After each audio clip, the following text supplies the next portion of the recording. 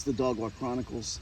Since Gus decided to do his little back scratch thing, I started this earlier than I wanted to. So a couple things.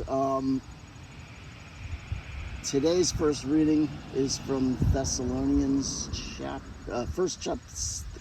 First Thessalonians, I believe, chapter 3. And it's very flowery.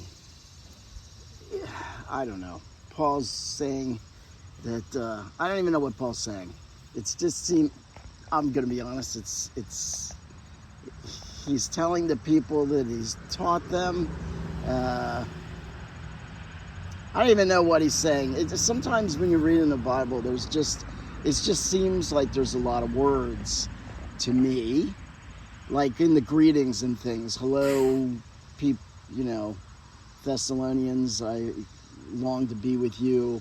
You are followers of Christ, and then it gives lots of adjectives and this and that. But anyway, I'm going to move to the gospel, and I apologize to First Thessalonians. The gospel is Matthew chapter 23 or 23.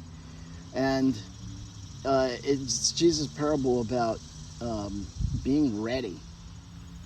And he says, if the owner of the house knew when the thief was coming in the middle of the night, he would have been ready. And basically, I think what he's saying is that we need to be ready when Christ comes back, which, okay, again, not prepared. If Jesus is saying this is like the kingdom, and to be ready, he can't be suggesting when Jesus comes back, because Jesus hasn't left yet in 23, has he? He's still alive, or has he? Anyway, I think it's more relevant for us, because most of us are not going to be here in the moment when Jesus returns. So we need to be ready at all times for the time when we meet Jesus, when we return to Jesus rather than Jesus return to us. In other words, our own death. My aunt, my last remaining aunt, passed, who was well in her 90s.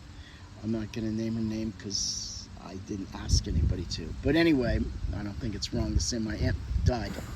And I'm assuming she was ready. I hope she was ready.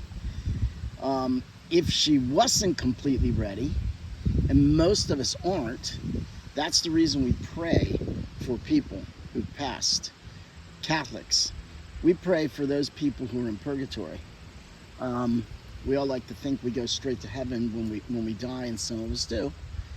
But on the off chance that I haven't gone straight to heaven, I want you to pray for me when I die, because it's my understanding that would get me into heaven sooner.